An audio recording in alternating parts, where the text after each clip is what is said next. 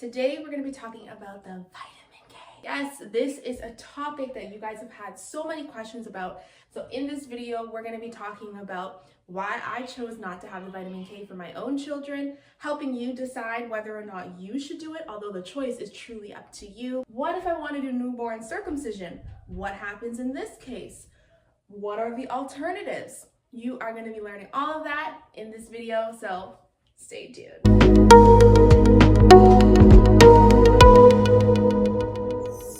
Hi everyone, if you're new to this channel, click that red juicy button down below. It says subscribe. You notice that? They create this problem. This is a problem. This is the lack, the issue, the virus. If you look down in history, you'll notice that many of these issues were caused by the government. And then they create the solution. The vax. This is gonna solve all these problems. Now the vitamin K is a great example of this, of them creating a problem and then also providing the solution. Because the reason why they have the vitamin K shot is because they say that newborns are born with lower levels of vitamin K. And because of that, it makes it harder for them to heal themselves if there was internal bleeding in their brain, if there was a hemorrhage, or if there was severe bleeding. The vitamin K is supposed to help with blood clotting, so that if there were any severe bleeding, the baby would be able to heal itself and survive. So how does this relate to here? Well, there shouldn't be complications where babies have severe bleeding or hemorrhages within their brain when they are born into this world. In fact, birth is supposed to be designed to be a natural and calm event. It's actually a natural process of life. And what has happened is the hospital system has changed things. And they've introduced things like vacuum extraction, forceps. And the use of these things have caused damages to the baby's skull, damages to the baby's face. Very traumatic deliveries have caused severe bleeding. You've seen the video that I posted, if you haven't, on my Instagram, it's here.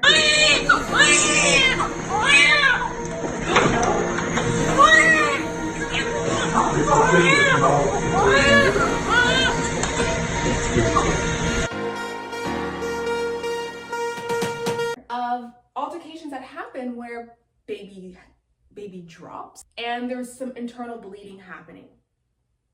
And so these problems, they don't happen in home birth deliveries. You don't use forceps, you don't use vacuums. In a home birth, you're usually having a very gentle birth. Baby comes out, baby's on your chest. So the risk of severe bleeding is very, very low. And you want to remember that all births used to be at home. Not some births, not a little bit of births, all births. It wasn't until after the 1800s where you start to see that change in the economy, where birth starts to transition into a more clinical-like experience. And so because of that shift, we introduced all these different issues, problems, and now we have all these different solutions. And so one of the solutions that we have is the vitamin K shot. But you have to keep in mind that with the vitamin K shot, there's benefits, there's risks, and there's alternatives. And when you're deciding whether or not you want to do the vitamin K, you want to consider the benefits, and you should write these down in your phone and with your partner. You want to write down the risks, alternatives. I put alternative for short. When you're thinking about these benefits, the risks, the alternatives, I want you to also keep in mind what kind of delivery you're having.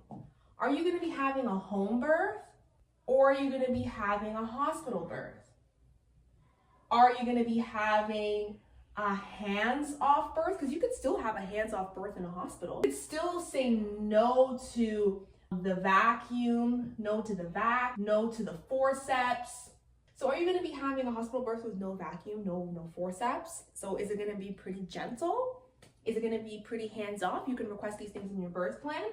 Are you going to have a home birth where there's going to be less need for medical interventions? That's one of the reasons why I decline vitamin K, because I know that I'm having a home birth, I'm going to be in the water, it's going to be a very gentle birth. And so the need for the vitamin K shot is less of a desire for me, because I know that my baby is safe. I know that my baby's well. I know my baby doesn't have internal bleeding, severe bleeding, or hemorrhaging. And I know some people are thinking, well, there could be other things that can cause that as well. Yes, but the likeliness of that happening for me is very, very, very low.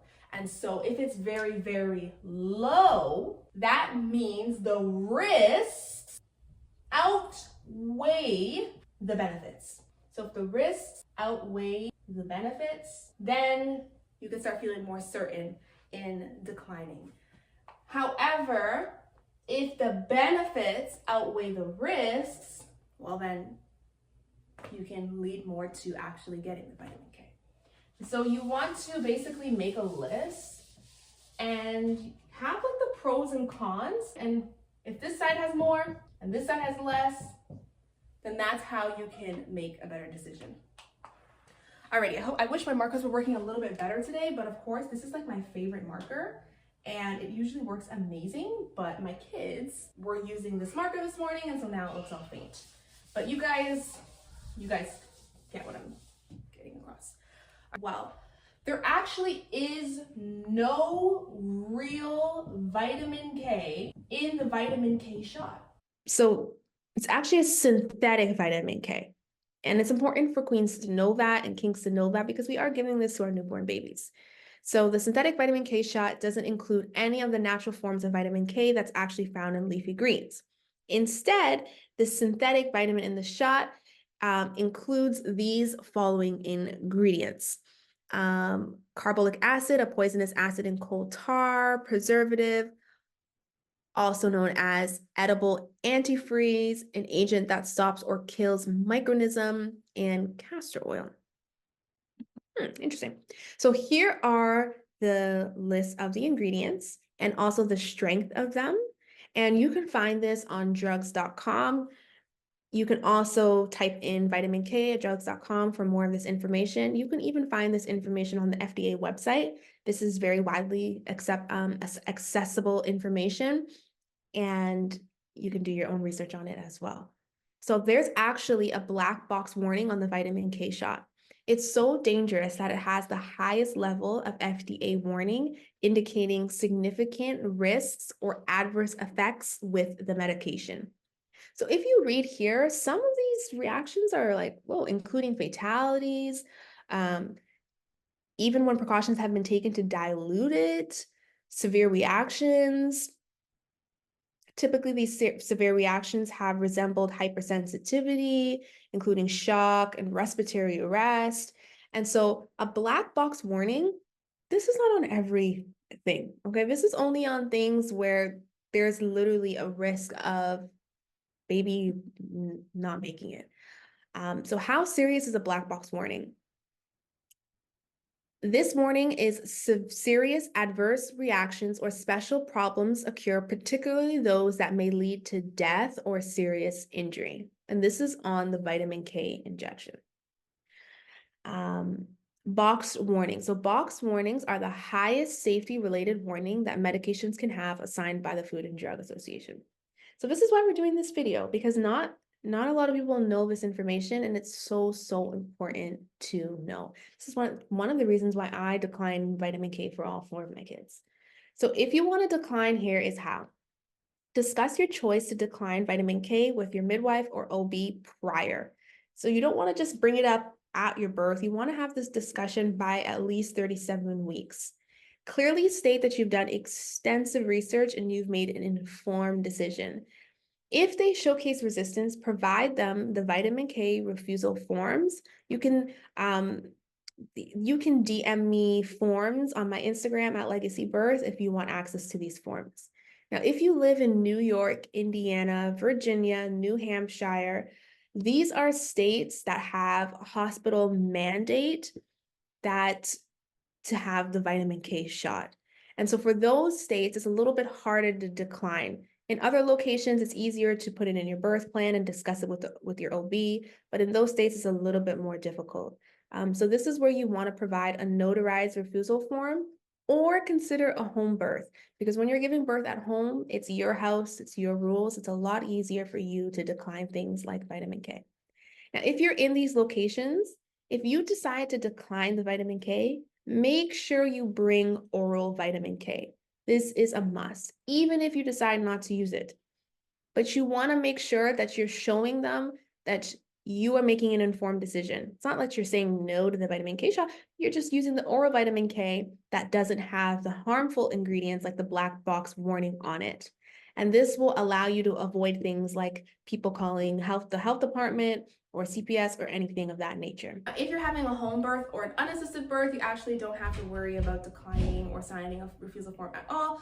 When you're giving birth at home, you have more power. It's your home, your rules, so it's a lot easier to decline it via a birth plan if you have a midwife. And if you're having an unassisted birth, you don't have to worry about nothing. You can just give birth how you want to. So let's talk about the alternative. So the alternative to the vitamin K shot is the oral vitamin K. The oral vitamin K it doesn't have all the harmful ingredients that the vitamin K shot has. And it's a lower dosage. So the dosage is better, the ingredients are better, and it does not have a black box warning. So no warning, which means you don't have to have that risk of fatality for your baby. You don't want to risk that on a newborn baby. Sometimes I think that we become so numb to things, and that's how like that brainwashing works. You see something on TV and it's like a certain drug, and they give you the side effects. Side effects of fatality, rashes, like blindness, vomiting. Like they could list 5,000 harmful side effects and you would just be like, oh, okay, and still get it. And that's the thing, like with the way the Matrix is now, is we're so brainwashed to accept certain side effects. But we should not accept certain side effects for our own babies, especially when they don't have that ability and choice to speak up for themselves at that specific time. If there's any risk of there being a fatality or a death to my baby, I am not taking that risk. I am not taking that risk. But if there's a risk that this can actually save my baby and my baby needs it, then it's a completely different scenario. A lot of the times I tell people, well, it has a black box warning on it. Like that's one of the main reasons why I decline. And they're like, okay, what other reasons? It has a black box warning on it that says one of the major risks is fatality. Your baby could die. Like that's the biggest thing. And I don't want anybody to shy away from that. And it's on the FDA website. It's all researchable information. Many OBs and care providers are aware that it has this, but they're not trained to say this. They have to stick to the script. They have to stick to the agenda. And there's funding for this vitamin K that is being flooded through the government. They're not going to be like, oh yeah, she's right, even though deep down they know that I am. They have to stick to the script, and they're going to focus on all the other things to try to take you off your path from the fact. And the fact is fact. Alrighty. So another alternative is breastfeeding. And so when you breastfeed your baby, you're actually increasing your baby's vitamin K. And so that's also a beautiful thing about it. Baby's vitamin K levels will increase around 3 to 4 weeks through breastfeeding. Now, remember that you do have the right to decline as well. So you can use the alternative of doing the oral vitamin K, plus you can let them know that you're also going to be breastfeeding, but you just want to make sure you're eating the certain kinds of foods that will help to increase your levels of vitamin K, because everyone's vitamin K levels is different, and so it's hard for them to measure how much vitamin K you actually have.